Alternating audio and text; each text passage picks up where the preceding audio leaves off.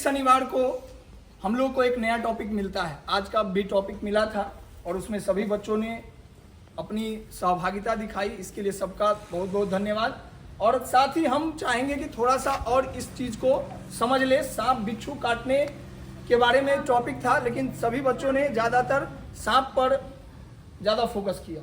अच्छी बात है, सांप जहरीला होता भी है, काटने पे बहुत समस्याएं होती भी है, लेकिन साथ ही सांप के अलावा भी बहुत सारे ऐसे छोटे मोटे जीव जंतु हैं, छोटे मोटे जानवर हैं जिनके काटने से हमें परेशानियां होती है, हमें परेशानियों को झेलना पड़ता है। जैसे एक छोटा सा बिच्छू, उसके भी काटने से हमें बहुत परेशानियां होती है या नहीं होती है?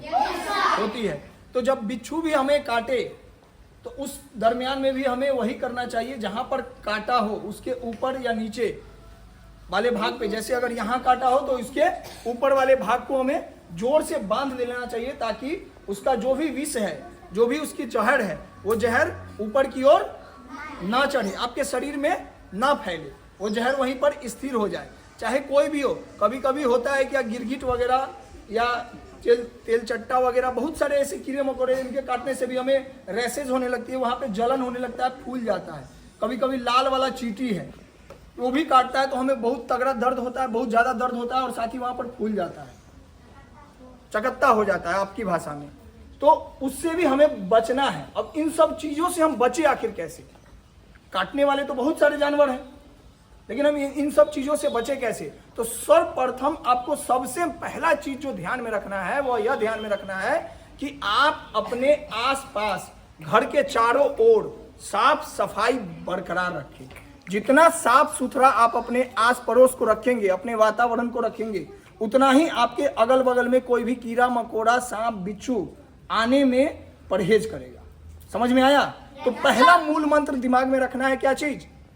हमें अपने वातावरण को, अपने घर आस पड़ोस को क्या करके रखना है? साफ करके रखना है। और साफ तभी होगा जब आप कोई भी गंदगी को इकट्ठा नहीं करेंगे। गंदगी को सारे डस्टबिन में डालिए, है ना? डालते हैं गंदगी डस्टबिन में? बहुत अच्छी बात है, डालते हैं। तो नहीं डालते हैं तो आज से सजग हो जाइए कि जो भी गंदगी हो आपके आस पड़ोस में, वो सारे गंदगी को डस्टबिन में डाला कीजिए, एक जगह इकट्ठा करा कीजिए, और उसको जहां पर फेंकना है वहीं पर फेंका करिए। इधर उधर ज़्यादा गंदगी जमा होगी तो वहां पर जाहिर सी बात है बहुत सारे कीड़े मकोड़े, सांप बिच्छू इकट्ठा होंगे ही, और इकट्ठा होंगे तो इंसानों को नुकसान पहुंचा ही सकते हैं। और कभी भी कोई भी कीड़ा मकोड़ा, सांप बिच्छू हो, उसके साथ खेल नहीं करना चाहिए। खेल करने का मतलब, अगर सांप जा रहा है, अब हम इतना छोटा लकड़ी लेके उसके साथ इधर उधर करने लगे, अब किसी को अगर हम ज़्यादा उकसाएंगे तो वो तो नुकसान पहुंचाएगा ही, पहुंचाएगा ना? तो अगर वो सांप आप देख भी रहे हैं, अगर जा रहा है कहीं, तो अगर वो शांति से जा रहा है तो उसको जाने दीजिए, उसको टोक टाक नहीं कीजिए, क्योंकि आपके पास मस्तिष्क है, जानवरों के पास उतने अच्छे मस्तिष्क नहीं है जो आपकी बातों को, आपकी भावनाओं को समझेंगे। वो समझेंगे? नहीं समझेंगे। आपकी भावनाओं को वो नहीं समझेंगे। तो वो तो सीधे समझेंगे कि हमको लकड़ी लगा रहा है, इसका मतलब ये हमको काटेगा, वो हमको नुकसान पहुंचाएगा। इससे बढ़िया है कि ये पहले काटे, हम ही पहले काट लेते हैं।